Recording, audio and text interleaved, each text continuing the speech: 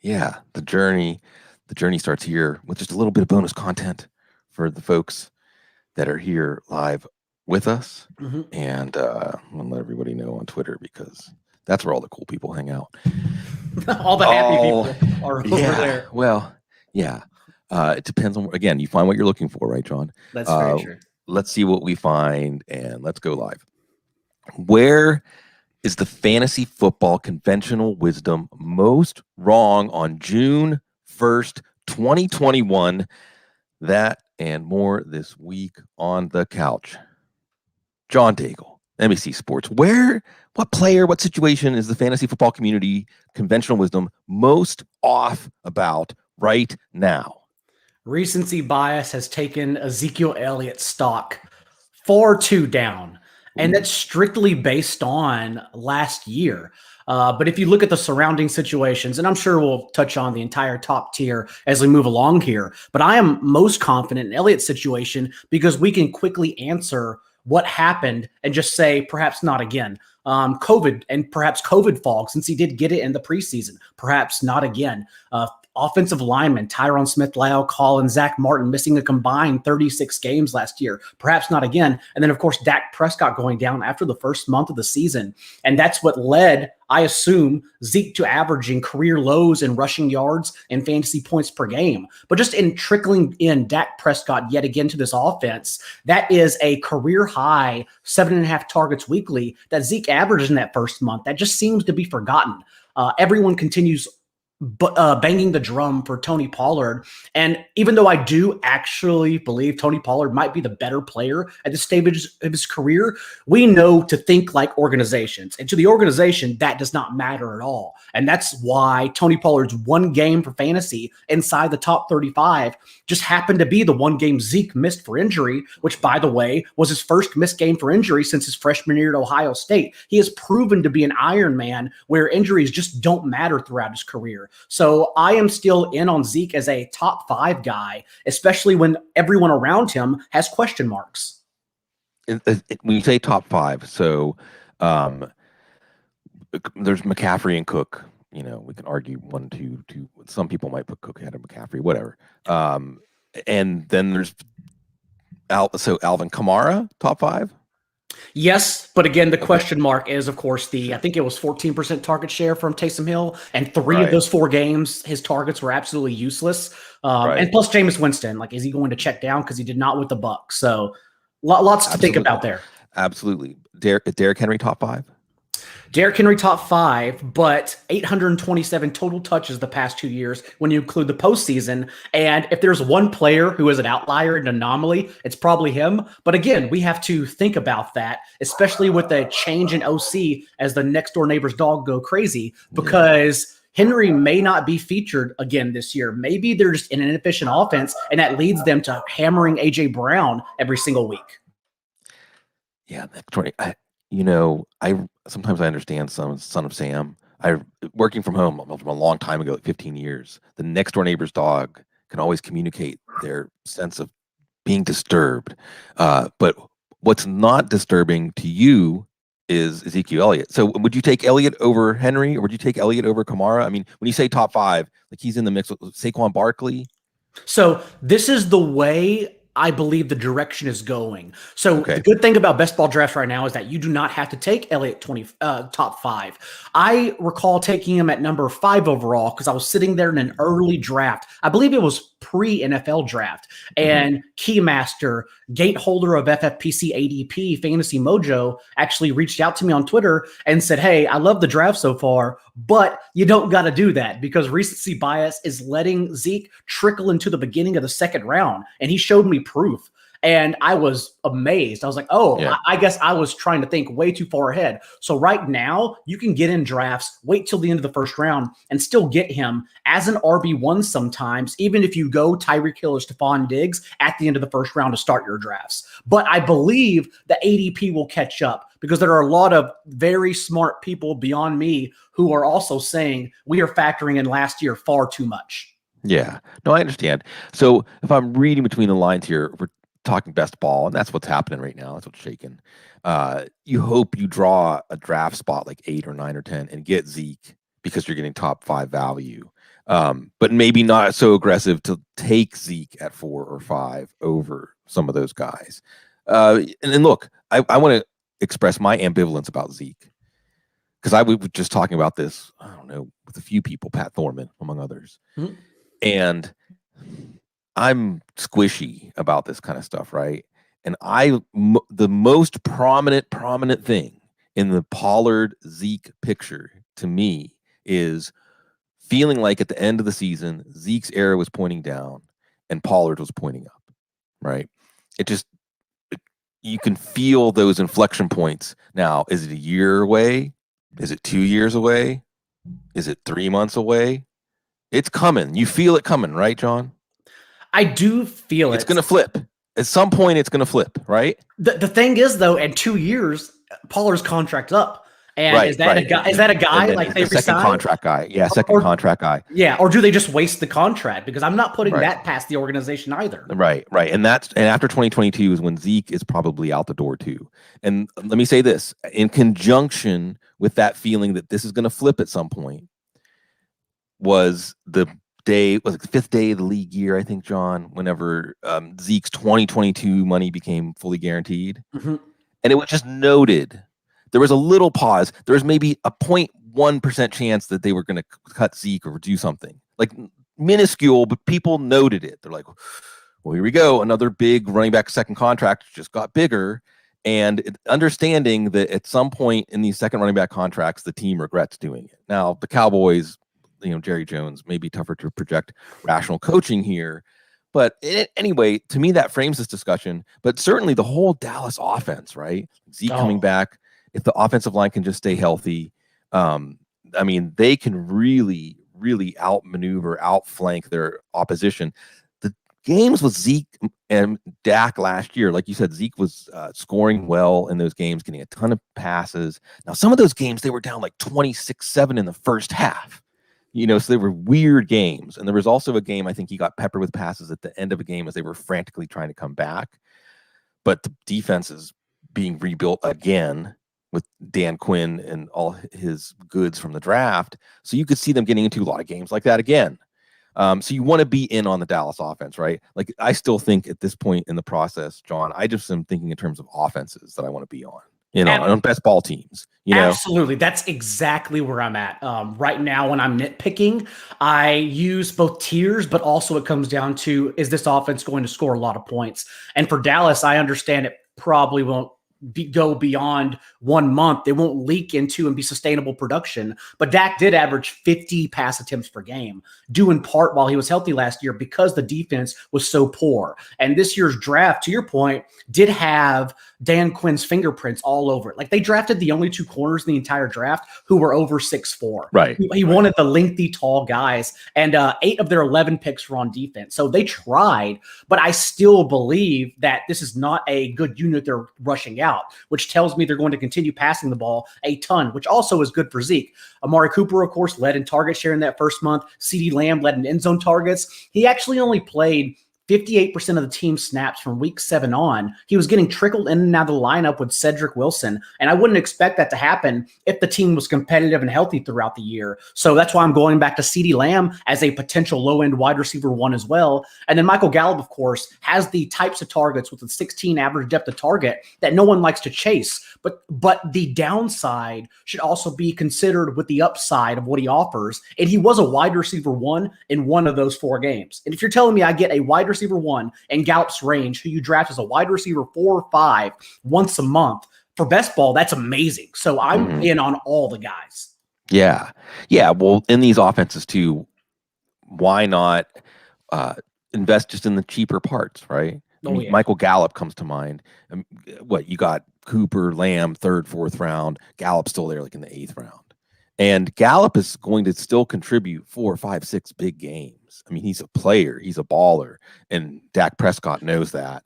And it may be more sporadic than Lamb and Cooper, but in best ball, you have to embrace the idea of, all the contributions. Like, you're drafting as if you're going to get contributions from your later picks. And it's something you have to embrace at least 1 or 2 positions intentionally as a position of weakness, at least when your early draft unfolds, knowing that you have players like Michael Gallup to turn to, whereas a running back in the 8th round, I'm not as sure is going to contribute as many usable weeks as Gallup will at wide receiver. Then Pollard's cheap-ish. I mean, he's the most expensive backup running back, but he already showed the ability last year to have big plays that can contribute at running back, even if he doesn't overtake Zeke.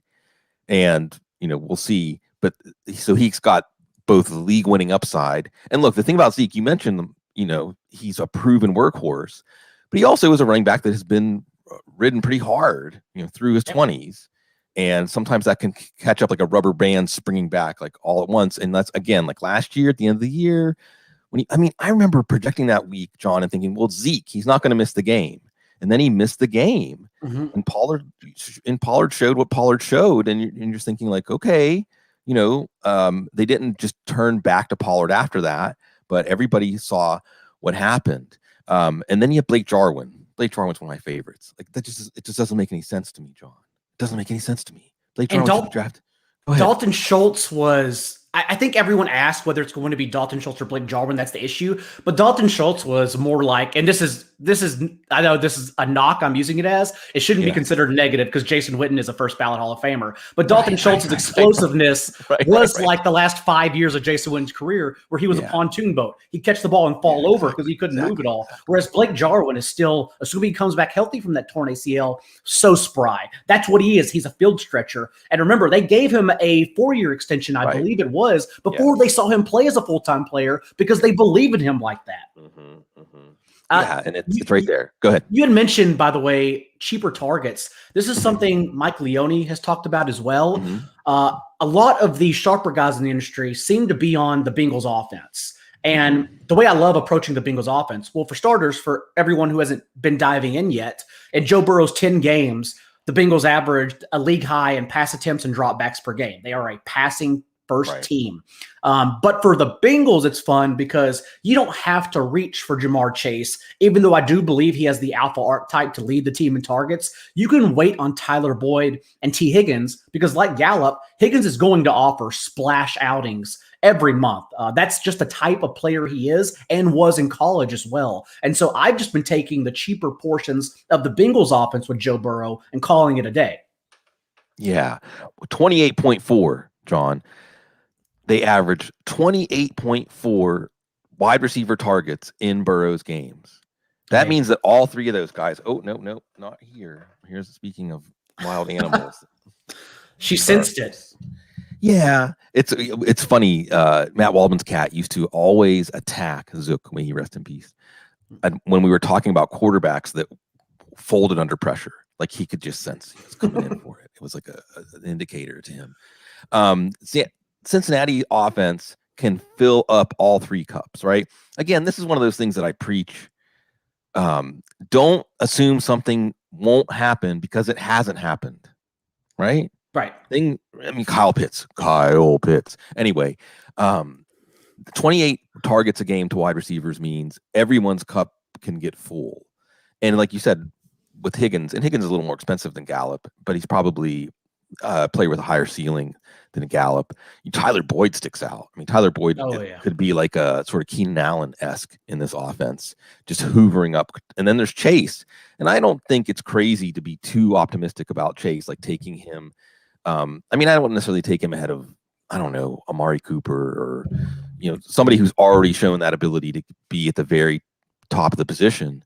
But Chase could come out of the gate hot right away because he and Burrow had incredible efficiency on their targets and lobbying, whatever, mayor of Narrative Street. But here's the guy that stands out to me, John, that I think is being slept on in this offense. And again, you know me, I'm like in the dollar record bin, I'm bargain shopping.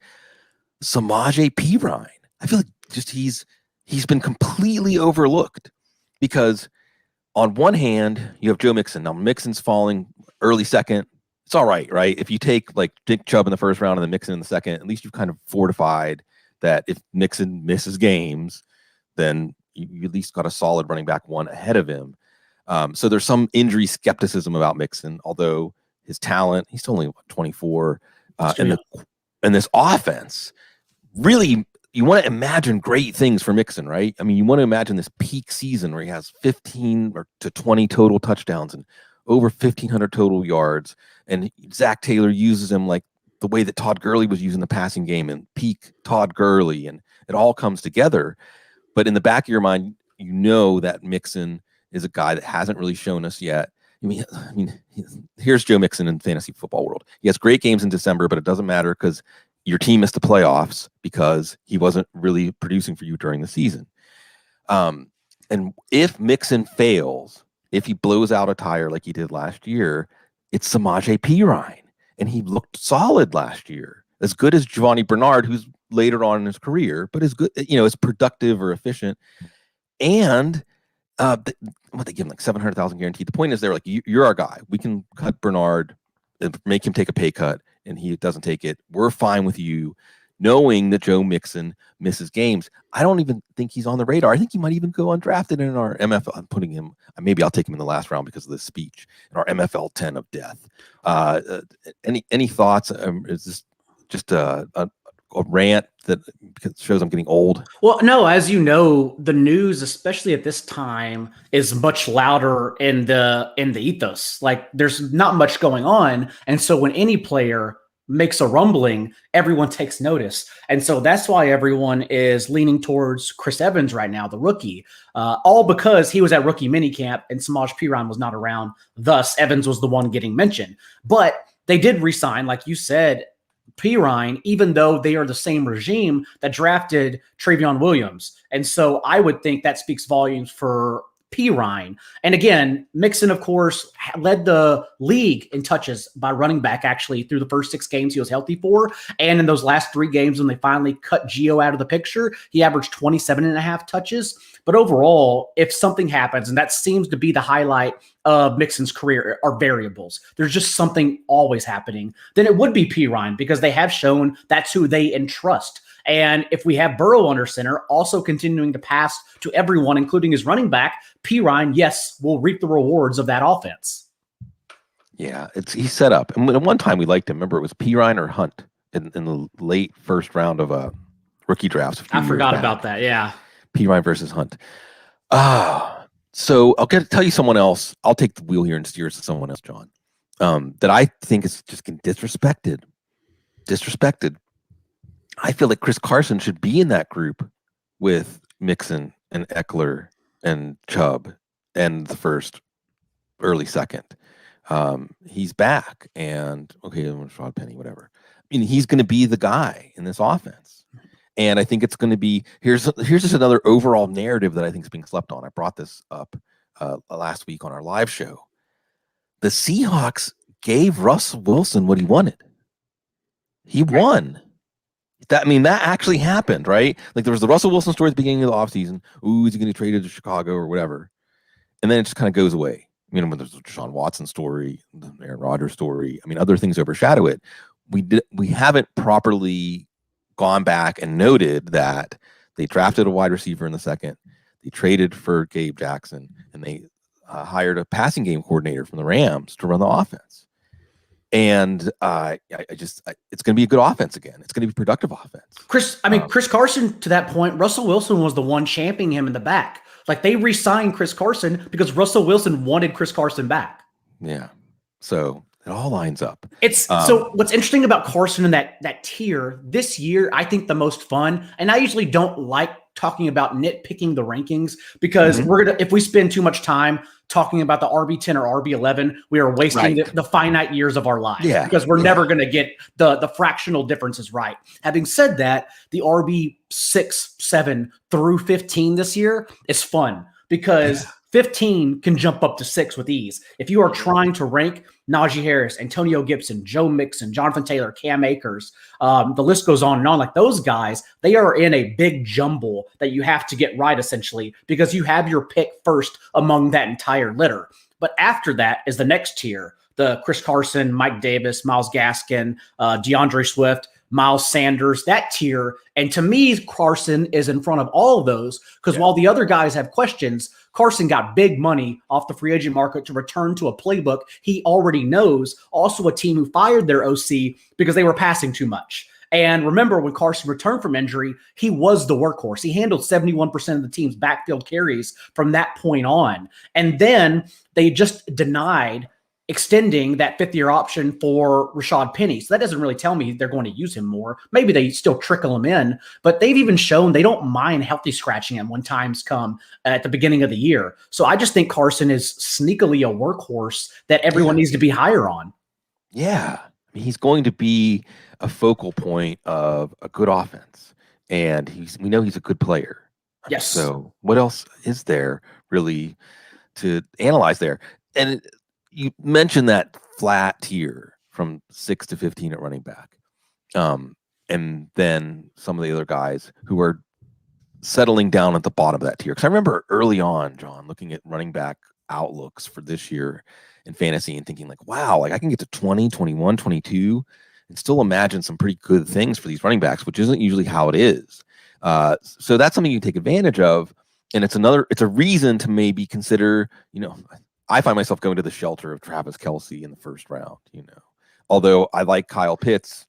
I just don't know what's going to happen to his ADP after Julio Jones gets traded. Well, let's just talk about that right now. Although I feel like it's almost pointless right now, John, to talk about the Julio Jones situation because we're probably about to learn where he's going to be. And then we talk about the wake, the ripple effect. We can at least project the wake. I'll start here. Do you believe that Jones is going to get traded? Yes. If you had asked me 2 weeks ago, I would say no. But now it seems like he's even forcing his way out. Bill Parcells used to always say that teams don't trade players they want to keep, or teams don't get rid of players they don't want to keep. It's just simple math. Having said that, it seems like Julio's career has worn itself down now. It's just time to separate I don't understand what they're doing. It's almost like a rebuild that they're not going all in like the Dolphins or Lions did for the Falcons, because I know they can't get rid of Ryan's contract this year. Jared Goff, the David Johnson deal, like it highlighted Carson Wentz recently. It highlighted that basically any contract can get traded. It just takes one. But the Matt Ryan taking on $41 million is really tough in this 2021 season. And so next year, I assume Ryan is gone. But for this year, the guy isn't on the roster. Like Ryan dodged the draft. It could have been Justin Fields. Instead, it was Kyle Pitts and A.J. McCarron, who they signed after the draft. So they're not going anywhere if this offense doesn't succeed. And yet it's going to be Jones they're trading. And that's why you should be. You mentioned doing drafts and you're not sure where Pitts' ADP is going to go. I don't know. I assume tight end 2 or 3, even though it seems crazy, he would surpass Kittle and Waller. But right now, you should be getting in drafts because it's the lowest point he's going to be, assuming Jones traded. Like, you're never going to get his stock lower than right now, no matter what we think his outcome and range of outcomes is. So not only should you be doing that with double stacks with Matt Ryan, especially in these large field best balls, you got to be one of 150,000 to take down all the prize money. But you should also be sprinkling in Russell Gage and Olamide Zaccheaus, all these secondary guys who would thus take the place of Julio Jones on the boundary. Having said that, it's a funny nuanced situation because remember, last year without Julio Jones, Ryan was bad. The entire offense except Calvin Ridley, who supported himself with a 30% target share and 50% of the team's air yards, just tanked. Ryan averaged 57% completion rate. Nothing could get done. They couldn't move the ball without Julio Jones there. So I'm still worried about the entire offense, even though Pitts at the onesie position, as such a special player, the term unicorn is used all the time because it's very true. That's why I don't mind still adding him in that range. Yeah, I don't think there's such a thing as being too optimistic about Pitts. And I do think you're right to say that right now, pre-Julio Jones trade, the Julio Jones trade is going to release this potential energy that's been building up and push his ADP. Like you said, it's coming up, and it should be coming up because he's going to be a major focal point of the passing game. I mean, I think in tactically, John, there's going to slide Pitts right into Julio's spot in the sense of when you put together your game plan, what's our biggest advantage that we're going to leverage to create other advantages that we can exploit with other parts of the offense. I think that I hope, and this we're going to learn about Arthur Smith, right? I've said this a few times. Like, did Arthur Smith just inherit some pieces that he understood, and he was able to fit something around what he had, and that should bode well for things in Atlanta, or is he another offensive mind that thinks I have a system? They hired me to do my system. I'm going to try to make Mike Davis into Derrick Henry. You know what I mean? Just be too narrow-minded about how to deploy the talent that he has. So that's going to be fun to watch. And well, go ahead. I was going to say, to talk more on it, like Pitts is just interesting because we don't know. No one knows how to comp him in today's league. You can't use, and I've used tight end historical stats in the past, but also he may not be a tight end. And when you're using those stats, Mike Ditka still holds the most the record for the most receiving yards in 1961 with 1076. Beyond that, no other tight end in their rookie year has surpassed 900 yards. So it's hard to comp him there, especially because his receiving prop is 850.5 yards. Only 4 tight ends ever have surpassed that number their rookie year. So that seems insane. And then also he's being comped to Calvin Johnson as a receiver when Calvin Johnson really wasn't even that special. Well, he was special, but he didn't get it done as a rookie. There was still a learning curve. He had 750 receiving yards. So overall, it's just really tough to pin him right now. But I do think the talent and the situation and knowing Atlanta's offense did not improve, and thus they are going to have to continue passing, makes the situation great for Pitts. And it's easy to get him over Dallas Goedert and Zach Ertz. Dallas Goedert and TJ Hawkinson, because those are the next 2 guys to me. Tyler Higbee close by as well, who we are just saying they're going to play more snaps than Pitts. Thus, we rank them over Pitts. But at least Pitts, even on fewer snaps, we know can be more efficient. I love that you give Higbee respect there. I give him the respect too. I mean, just because we've seen him do it. Was it a product of being a Jared Goff struggle target like Austin Hooper with Matt Ryan?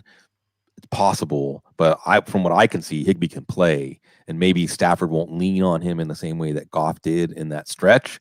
But if Stafford elevates that offense, then we're in business. With Higbee, go ahead.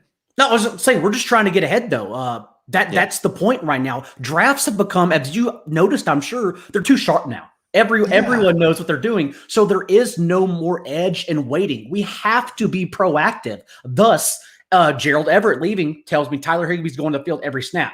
We know Zach Ertz is either getting traded or released from today in the next 2 weeks. Thus, and by the way, Stephon Diggs restructuring his deal kind of makes sense for Zach Ertz to land there now.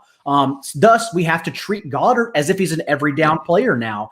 Same goes for, not to jump positions, but same for Aaron Jones. I had mentioned it on social media, and you commented on it, that I love how you slide Aaron Jones into the top tier here. But logically, we can't not think Aaron Jones is in the top tier after Jamal Williams is gone, because all that opportunity now at least has the potential to fall to Jones, especially since A.J. Dillon, although his body is the archetype you would think as a 3-down player, he has just never been used as a pass catcher. I believe even going back to college, he only has 23 catches. I'd have to look that up real quick. But he's just never been used as a pass-catching running back. Thus, it tells us that Aaron Jones is going to leak into Jamal Williams' role and just logically be on the field more. Again, with Jamal Williams, talked about this a few times in the offseason. A.J. Dillon doesn't do the things Jamal Williams does well. It's just A.J. Dillon does something well, but it's the heat zone is first and second down. The heat zone is obvious run situations, and Jamal Williams was not a running back. He could perform admirably in those situations, but it was his versatility that they really valued. So those vacated snaps, and you're not going to go to Kylan Hill, or they're going to go to Jones, and it may force them to use him in the passing game more, because anytime they've had to, he's looked fantastic. So yeah, I think that, and this is where our perceptions, John, sometimes just lag behind, and it's hard for us to accept what's coming, even though we can see what's coming. We can look up at like the road and says how many miles. You can see this is coming up on the road. Aaron Jones is going to be a truly foundational piece of this offense for the first time. And it could be obvious, like 2 or 3 weeks into the season, John, we're going to say, well, of course he's a top 5 running back. Of course he should have went ahead of Alvin Kamara and Saquon Barkley. But now he's falling to the second round sometimes. And I understand hedging our bets just in case Jordan Love is the starting quarterback there. Right. Perhaps it's not as pretty as playing wide receiver as a running back with Aaron Rodgers, but at the same time, it's just the opportunity has grown. It's not going to shrink from now to the regular season. So that's why I've been squeezing Aaron Jones into the RB6, RB7 range. And then Barkley's the one we are continuing to parse through, because right now I feel like we are just trying to avoid landmines. And the Barkley news that he's going to be limited to start the regular season, it can be taken two ways. One, it could be spun as a positive because this is our first 17-game season, thus keeping a running back healthy. It feels like if you are a gladiator, you were going to finish as a top 10 guy. All you need to do is be healthy to get those 15 touches a game, and you will finish among the top ranks. But it could also be, is he truly going to be limited the first month and a half? And then are they going to even unleash him after that? And then you have to also get past Jason Garrett's play calling. You have to get past, can the ball be moved with Daniel Jones? The jury is out on what Daniel Jones is in the league. We still don't know. Last year, he did not perform well, and I understand the castle crumbled around him. Thus, he didn't even have a foundation to perform well. But they didn't improve their offensive line. They just got more receivers and said, hey, get the ball to them. And so is that even a better situation this year? And that's why I think they're already 3 hills to jump, the ones I named for Saquon Barkley, which makes me lower on him than everyone else. Yes.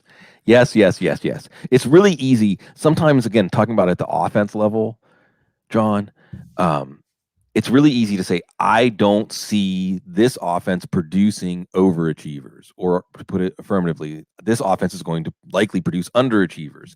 And then alternatively, you're looking for an offense that has the potential to produce overachievers. And I can't remember who it was that was saying, I retweeted it, that, okay, I was already skeptical of Barkley because of Jason Garrett, and now if you're talking about easing him in because of the nature of his injury, then that makes it easy to be out on him, just out on him at ADP. Absolutely. And speaking of overachievers, like we actually know Kenny Gallaudet is a true specimen. Like he's a special elite body type and archetype.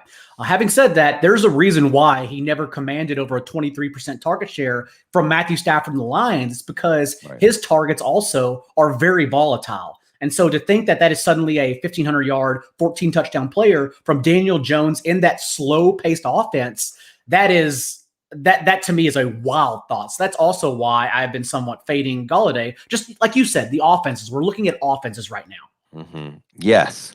And the reality is that you cannot, I mean, you touched on it, but we watch these stories play out, right? And we can at least think about different ways the season can go. And if they unfold that way, we'll say, well, again, of course, that's what happened. Of course, Daniel Jones didn't improve in year 2 of the Jason Garrett system because they didn't improve the offensive line. Or of course, this offense didn't utilize Kenny Galladay's talents because it's Jason Garrett. Because it's, I wish I could remember to give credit to the person who said this is an offense that basically tries to get exactly 10 yards every 3 plays, and it's stifling. And maybe Jason Garrett could change, but I don't expect it. Daniel Jones. Let me just go off on a tangent here, real quick, John, because one of the things that's fun about doing what we do. And by the way, I hadn't mentioned this. Because I have to. If you're not following John, you don't know his work. Not J Daigle, Daigle, but I'm sure you're already on top of that, folks. And also, Football Guys Early Bird, not for much longer. Subscribe and whatever. All of you fantasy football people, give us your support in many ways. Also, you can support by liking the video, commenting on the video, subscribing to our channel. Okay.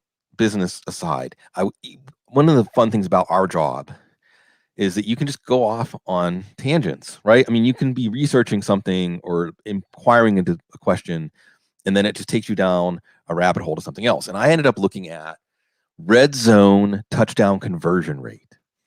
I can't remember who it was that put out there that Devontae Adams had 14. He caught 14 of his 28 red zone targets for touchdowns. Which is incredible, 50% conversion rate. And that just got me thinking, like, well, what's Aaron Rodgers' overall rate?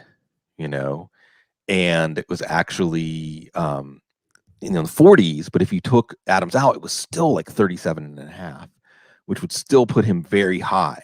And I just started looking at different quarterbacks' red zone touchdown rate. there were some surprises, honestly. Lamar Jackson rated pretty well, despite the struggles of that pass offense. Kirk Cousins was outstanding. I think that Josh Allen was obviously improved there. And typically, the good quarterbacks, maybe somewhere in the 30s, percentage of their targets in the red zone would turn into touchdowns. Okay. Daniel Jones was 7 for 54. Jeez. 7 for 54. I did not know that. It was, I almost laughed out loud when I saw how far down he was. And it just, to me, shows whatever Kenny Gallaudet is not going to fix what's wrong with this offense. Kadarius Toney is not going to fix what's wrong with this offense. And it may well be that a large part of what's wrong with this offense is Daniel Jones. I don't know. We can do like the post-mortem, but I don't see this going anywhere good. We want to be going to offenses that do look good, right? And you mentioned this about the high stakes contests, the big prize, 1 out of 150,000. And I'll just posit, John, especially now that stacks are all the rage. I'm part of it now too in our MFL 10 of death that we're doing right now. I think I have Kelsey, Mahomes, and Hardman. So we'll see how that turns out. But the idea being that if you want to be the best out of even a field of 12, but especially a large field, you have to be over-invested in an offense that overachieves. So it just, everybody's cup runneth over. And you probably, as a strategy, especially if you're going to distribute, say, like 10 or 20 entries into these contests, like maybe 2 entries that project, this offense being the big grower, where the pie of offensive production gets so much bigger that so many of the players in the offense are hits from a best ball point of view, that if you stacked up on your lineup 2 or 3 players from this offense, 2 or 3 key players from this offense, you might really be in business. And the fellow KGB, always love seeing him mentioned, can we get some thoughts on the Washington offense?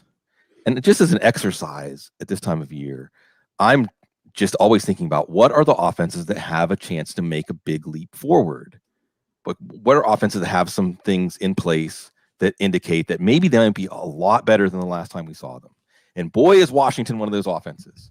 Ooh, I just got out of my seat. I just rose out of my seat when I said that.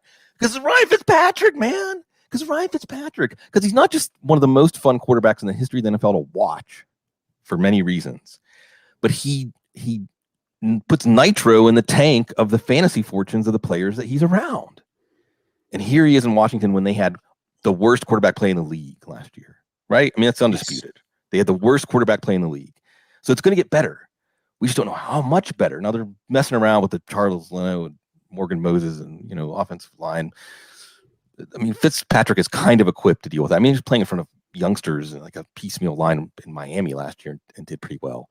So to grant the request to the fellow KGB, can we get some thoughts on the Washington offense? You can actually get more thoughts than you expected, because this is what I love about the show. It's completely unplanned. We just show up and we see where the journey takes us. Yeah. Having said that, if you had asked me before, the quarterback currently going as a low-end QB2 or beyond that, who I think could rise up as a fringe QB1, mid-range QB2, the answer is Fitzpatrick. I've been treating him as the QB 17 or 18, whereas he's going the QB 24 to 26, and that number to me is just wrong. Alex Smith led the league in passes at or behind the line of scrimmage, whereas Ryan Fitzpatrick led the league in mid-range passes 10-plus yards out. Thus, that already tells me the offense is going to change. Whether those passes are accurate or not, it's just the attempts are going downfield more than they were prior. Ryan Fitzpatrick also gets the knock for being an inconsistent quarterback, and that's not true at all. Since 2018, he's finished as a QB1, so a top 12 finish, in 16 of his 26 starts. He's aged like fine wine. Even last year, a QB1 in 4 of 6 starts. He didn't get benched for performance reasons. He got benched because they had their bridge quarterback in the waiting, ready to go after the bye, after implementing him with 14 days rest. That isn't the case this year. Fitzpatrick is a bridge quarterback, but there is no bridge to there. It's a bridge to nowhere right now because they escaped the draft and free agency without their next guy. The closest thing on the roster is Taylor Heineke. And after his performance against the Bucks, if they truly wanted to go that way, they'd probably just open it as a competition, but they're not doing that. Fitzpatrick is the starter. And so to me, he's going to start the entire season. I have been betting Washington as the favorite in that division, even though they're being treated as the number 2 behind the Cowboys at terrific odds right now, by the way. And then the fact that he makes everyone better as well. Logan Thomas issues last year were inaccurate passes, whereas that is not going to be the case from Ryan Fitzpatrick. He'll probably get treated as Mike Gesicki. So I don't have him higher than Goddard, Hawkinson, but it's certainly someone. It would not shock me at all if suddenly Logan Thomas is scoring more fantasy points weekly than even Mark Andrews, let's say. Terry McLaurin, of course. Fitzpatrick is the best quarterback McLaurin will ever play with his entire career to date. And then to not only add in Curtis Samuel, and then the sneaky bet here, even though I do love Diami Brown, it's hard to bet on a rookie wide receiver in that offense, especially one who averaged a career just under 19 average depth of target, just a true downfield flyer. The guy beat writers keep talking about is Adam Humphries, who's the slot person. As we saw in the past, Ryan Fitzpatrick helps elevate. So if you want to go Galaxy Brain double stacks for these best ball, Adam Humphries is the second guy you should be targeting if you miss out on, let's say, Logan Thomas or Curtis Samuel behind Terry McLaurin. Yeah, it's easy to get excited about players in this offense. I mean, Logan Thomas was very easy at the end of last year. Terry McLaurin to the moon. I mean, within the range of outcomes for Terry McLaurin this year, John, like a 16-7, whatever, a wide receiver 1 overall season. Like he could finish the season as the number 1 wide receiver in fantasy football. Fair? I mean, it's 5%, 10% chance, but it's in his range of outcomes. It is absolutely in the range, yes. Yeah. Curtis Samuel, hey, Scott Turner knows what to do with him. So it's Antonio Gibson, another one. Antonio Gibson gives me a little bit of pause, John, a little bit, because except for the games against Dallas, he wasn't really that impactful. They had to build a statue outside Cowboy Stadium. He was so good against Dallas. Yeah, he was so good against. He owns a home in that zip code. Yeah. Yeah, he does. And you mentioned Dallas versus Washington. It is fun these are the kinds of minutia that my brain gets caught up in because we're doing a series of Football Guys right now. John, we're projecting win totals for every team. And because of that, I always look at the 3, usually 2, but this year 3 non-shared games, right? The 3 non-shared games in a division, sometimes in this division really was that close last year. Dallas gets at New England, at Minnesota, and Arizona comes to Jerry World. I mean, they're all games that you can't just say automatically. Maybe Dallas at New England, but I think Dak could win at New England. I think Dak, those are all winnable games. Fair, Fair, totally fair, yeah. Washington has to go to Buffalo, go to Green Bay, and Seattle comes to Washington. That's a tough one. That's tough. And meanwhile, Philly gets San Francisco and then goes to Detroit and goes to the Jets. Philly actually breaks my brain because I, like everyone else, want to be in on Jalen Hurts. He's my QB7 right now in best ball. Right. 12 carries per game. He has the floor to unlock. He has the ceiling to unlock. Having said that, they're the only team in the league that plays this weird stretch of 4 games where they have short rest in 4 consecutive weeks. And then that 4th game is the Bucks, and they go on the road in their next 5 of 7. And as we know, the Eagles, the organization, is sitting there with 4 picks in the first 2 rounds in 2022, perhaps 2 first-rounders, pending how the Carson Wentz conditional shakes out. So they are just looking to draft another quarterback. Hurts literally has an uphill battle and has to do all he can to prove otherwise. And I just don't think he was dealt the cards to prove otherwise. Yeah, Philly is, like you said, it hurts sometimes to try to ponder what happens with Philly. I mean, hurts. He's going to be a success for fantasy for as long as he's the starter. I mean, that much I'll attest to, no matter what, no matter how he's actually playing, right? But that's the thing. The bigger story for the Eagles isn't how many rushing yards does he pile up. Is he the quarterback that we're going to go forward with? So there could be a story where Hurts is putting up these fantasy football numbers every week, but he's not instilling confidence in terms of the organization looking at him as the future starter. And on the plus side for Hurts in this offense is, offensive line should be a lot healthier. Added Devontae Smith. We'll see about Zach Ertz. You mentioned that about Philadelphia probably moving on from Ertz in one way or another, and then still you feel like it's going to break down, right? Like some things, like how many years now we've been saying, well, Philadelphia has addressed wide receiver with this, this, and this, and it just doesn't end up working out. And then is Hurts actually good? I don't know. I can't say for sure based on what I saw at the end of last year that I'm not seeing clear positive or clear negative indicators.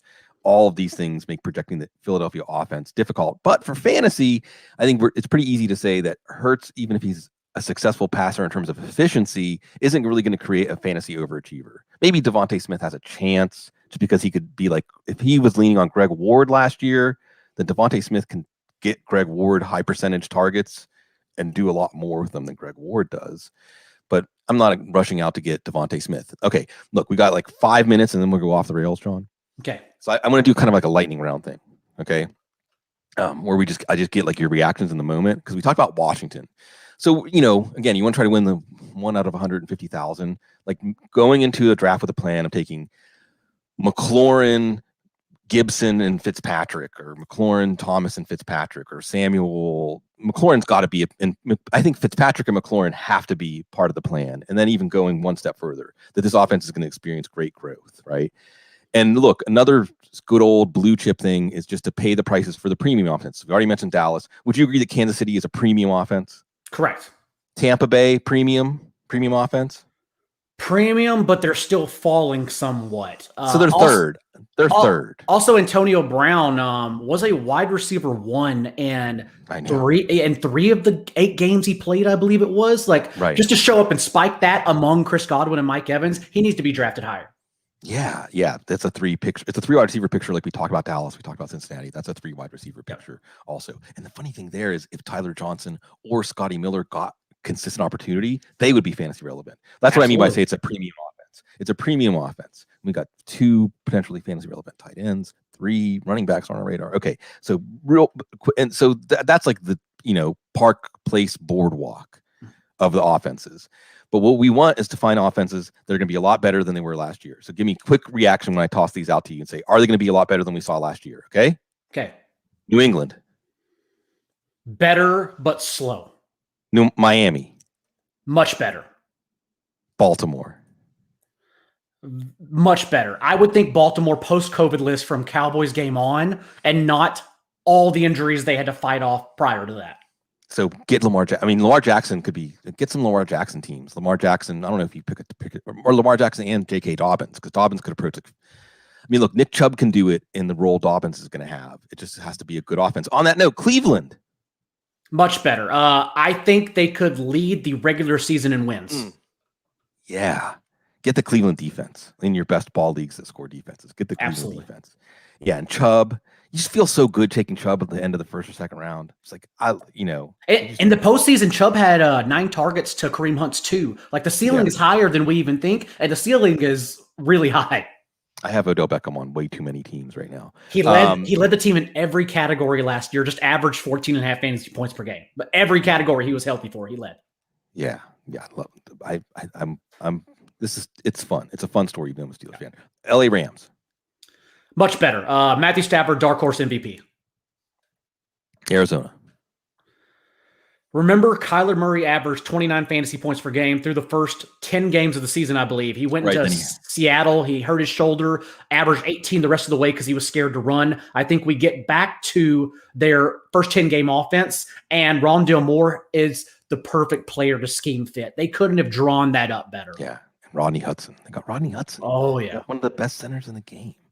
I'll be excited to watch that. And that Kyler Murray nugget, it's just so tough, right? Because it could mean, hey, if he just makes it through the season without getting hurt, he's going to be the number 1 fantasy quarterback. But it could also mean that Kyler Murray, when he's really unleashed as a runner, is likely to get hurt at some point in the season. We'll see. Also, it's just like the AFC. It's a juggernaut at the top 5. Dak has been second in points per game at quarterback in back-to-back seasons, and it may not even matter because you still have Mahomes, Josh Allen, Lamar Jackson. Right. It's like the top 5 is just tough to be number 1 overall. Yeah. In other words, just take quarterback. I said this last year too. Like, just take quarterback 5, whoever it is. I don't care who it is. And last year was such a It wasn't an anomaly in my opinion, which is why you see the separation of quarterbacks, because the top, as we just mentioned, are so good that it's almost making late round quarterback useless now because they are outscoring even the second tier. They're outscoring Tua by 10 or 12 points weekly. And so you just kind of have to gravitate towards these studs at the top. Yes. Thank you. You're speaking my language because I just say, look, when the top quarterback is scoring 25 or 27, the late round quarterback's viable. When the top quarterbacks are scoring in the 30s, late round quarterback, and I know JJ, because that's his handle. Like we're always subtexting JJ because that's how big and awesome he is. I got to get JJ back on here soon. So you're right. I mean, it's a kind of VBD thing, John. Like when the gap is 10 points down to the replacement quarterback. I mean. And to be fair, JJ's pointed out that the top tier used to be, Breeze, Brady, Roethlisberger. Right. Those stat sheets didn't run anyway. Stats, yeah. Now the best quarterbacks in the league also are running over 5 times per game. It sort of renders itself out with time. Yeah. Okay. Last one, and then we'll turn the page to go off the rails.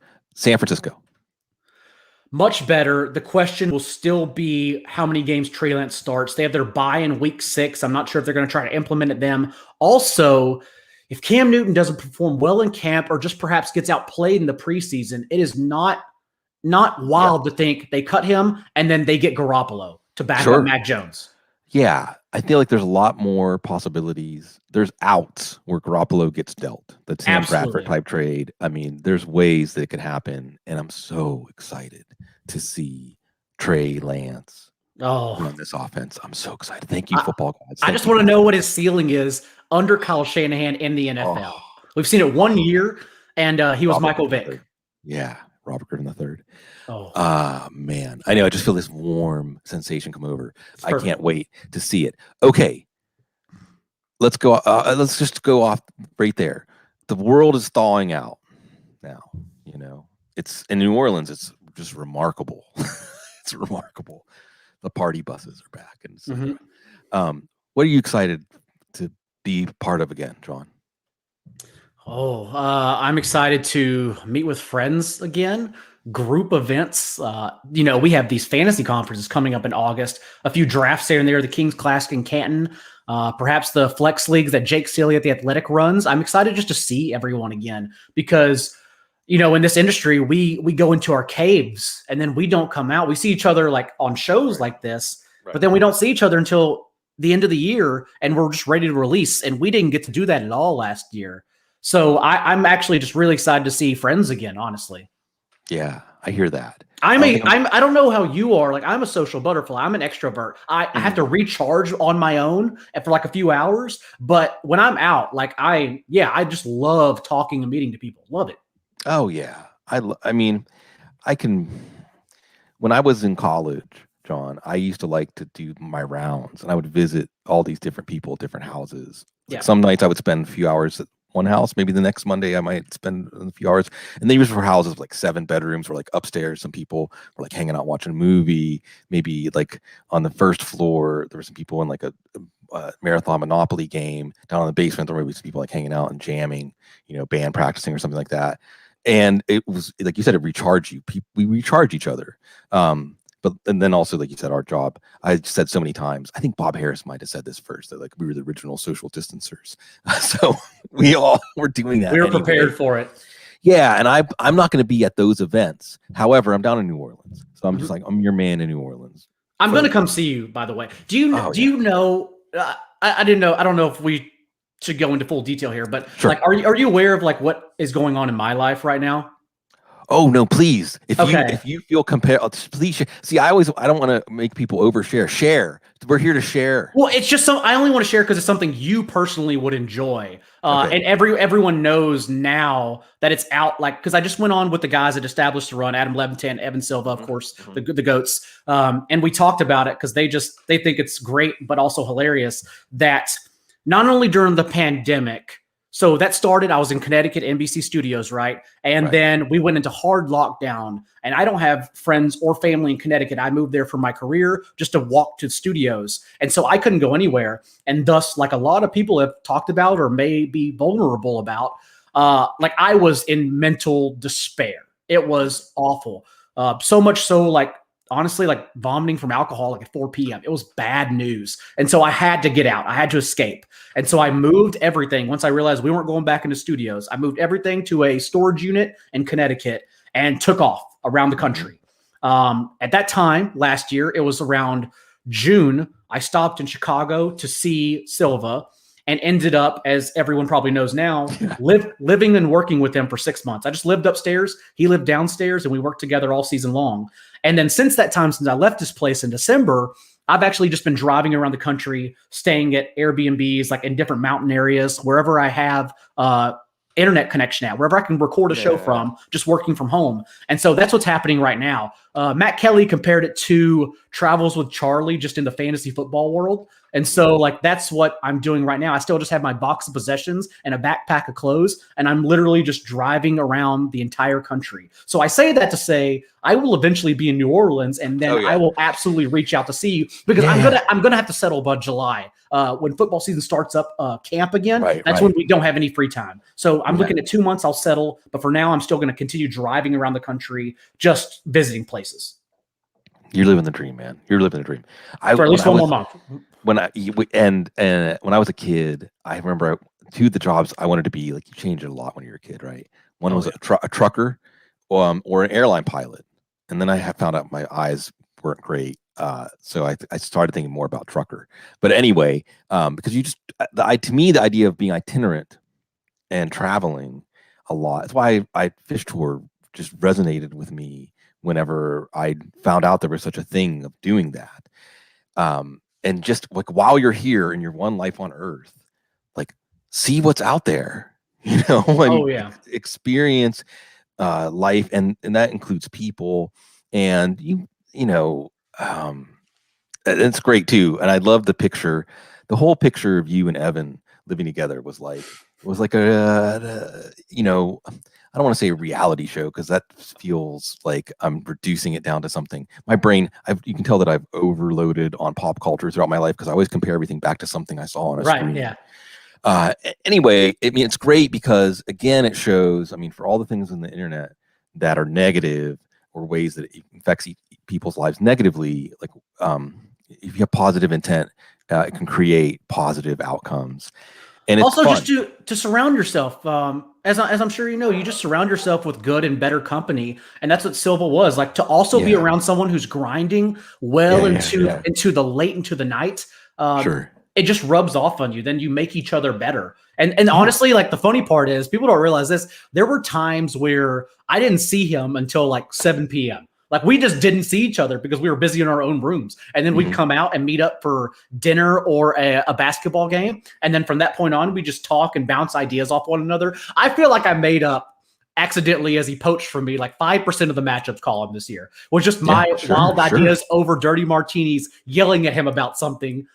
He was like, Daigle, taking that, and he just write it down. And it's just to have those ideas off one another it's an amazing experience. So Yeah, and that you can just, without even pausing, summon him up inside of you, and and you just become Evan for a second. And that just shows like how deeply you guys have affected each other's lives. Also, like, we're all friends like, a lot of us are friends in the industry, clearly. Having said that, there's still a little bit of unspoken competitive nature, because we have to drive each other, first of all, and then also we have our own businesses and companies. Like, Football Guys made some amazing hires. I would wake up and just see Ben Cummins and Anthony Amico and like all these guys who I've respected for years, and it's like, oh, now we're with Football Guys. I was like, geez, I didn't know y'all were retooling like for the next generation. Like, good for you and the company. Having said that, like, you still got to have a little bit of rage, is probably the wrong word, but there's still something that drives you. And like, I look up to Silva not only as one of my very best friends in life, but as someone I want to take down. Like, that's what drives me. I want to be better than the best. And so, like, I have to also learn from the best. And so it's a competitive, but also obviously very friendly environment we have. This is fantastic. I have two pictures, again, because everything in my brain expresses itself through popular culture. One is that at the end of the video game level, Evan's the boss, and you're trying to solve the level. Absolutely. Evan's the boss at the end of the level. And then I picture this almost like a martial arts film, where like you're the acolyte, you're the student, the pupil, and you move in with the teacher and you learn from the teacher, and the teacher knows, and at the same time that you really like there's love and affection, but there's also a sense of like, I'm going to take you down, and embracing it. Right. I mean, I feel like there's a lot of like samurai tales that go through this theme of like the cocktail, the yin yang of life, the yin yang of human relationships. That's exactly how I view it in my head. I view it like Goku and Vegeta, like Dragon Ball Z, where Vegeta actually trains his ass off. Like that's all he does is work. And then I look up, and Goku, just because he was born great, like inherently gets stronger and continues getting stronger. I'm away for 2 weeks, and I look over, he does one thing and he just naturally got better, and it just pisses you off. And it's like, I tried so hard to catch up and I will never catch up. But that's literally what drives me every day. Yeah. And we make each other stronger. John Absolutely.